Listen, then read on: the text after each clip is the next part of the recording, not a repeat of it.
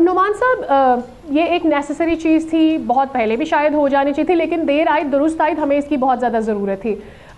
इसका इम्पैक्ट दूररस आप देख रहे हैं, क्या आपको लगता है, क्योंकि ये इम्पॉर्टेंट है कि जब आप बात करते हैं कि इकॉनमी में इस तरह की चीज़ें बेहतर बनाने के लिए आपको बिजली सस्ती, ऑल्टरनेटिव एनर्जी और बहुत सारी चीज़ें देखनी होती हैं, इंटरेस्ट रेट देखना होता है, बट इसकी कंसिस्टेंसी किस तरह से आप देख रहे हैं? क्योंकि अगर बिजली की कीमत मुसलसल कम नहीं रहेंगी तो फिर जितने भी आप कॉन्ट्रैक्ट्स करते हैं, कॉस्ट ऑफ डूइंग बिजनेस बढ़ जाएगा, तो फिर वो जो ईज़ फिलहाल नज़र आ रही है वो कंसिस्टेंट नहीं रहेगी।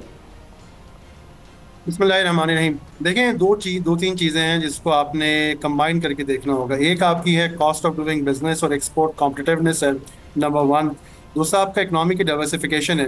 इस वक्त पाकिस्तान की इकोनॉमी सिंगल एक्सपोर्ट के बेस पर चलती है, यानी कि वो गुड्स प्रोसेस गुड्स में आप करते हैं, प्रोसेस गुड्स में मेनली आप टेक्सटाइल प्रोडक्ट्स कर रहे होते हैं, जो कि एक हाईली कॉम्पिटिटिव लो मार्जिन किस्म की मार्केट है। और तीसरी चीज़ आपकी जो है वो है पाकिस्तान की इकोनॉमी की डॉक्यूमेंटेशन है।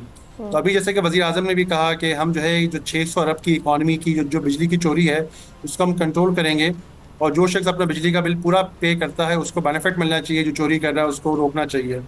तो इकोनॉमी की कॉम्पिटिटिवनेस, डाइवर्सिफिकेशन और डॉक्यूमेंटेशन, इन तीनों को कंबाइन हमें साथ लेके चलना होगा, तब जाके इकोनॉमी पे कुछ देर पा या लॉन्ग टर्म इम्पैक्ट आएगा। क्योंकि सिर्फ कॉस्ट ऑफ डूइंग बिजनेस को तो हम कम कर दें, लेकिन उससे इकोनॉमी में अगर डाइवर्सिफिकेशन क्रिएट नहीं होती तो ये एक बड़ा प्रॉब्लम है।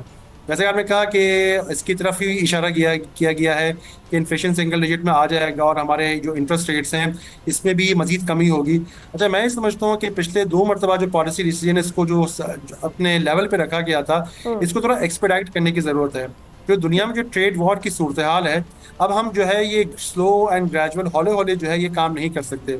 हमने बिजली की कीमतें कम करनी है, हमने एक्सपोर्ट्स की डाइवर्सिफिकेशन करनी है, हमने इंपोर्ट को लोकलाइजेशन करना है, अपनी कॉस्ट को कम करना है, जो इकोनॉमी की डॉक्यूमेंटेशन करनी है, हमें ये सब चीज़ें फास्ट ट्रैक बेसिस पर करनी होगी।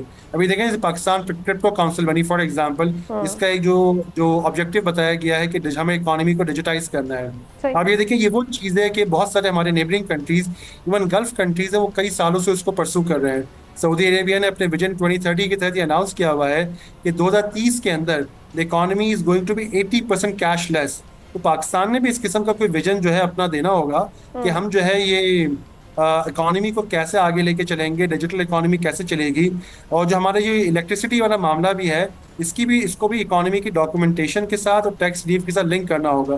तो मेरा ख्याल है मैं थोड़ा सा इसको ब्रॉडर पर्सपेक्टिव में चीज़ों को देखने की ज़रूरत है। जब ये कॉम्बिनेशन ऑफ थिंग्स एक साथ होंगी तो हम उम्मीद कर सकते हैं कि साल 2 साल या 5 साल के अंदर इसका इम्पैक्ट जो है इकोनॉमी के ऊपर आएगा। आइसोलेशन में अगर हम करेंगे या स्लोली स्लोली जाएंगे तो शायद जो है हम इस चीज़ को अचीव ना कर सकें। सब्सक्राइब करें और बेल दबाएं ताकि कोई खबर रह न जाए।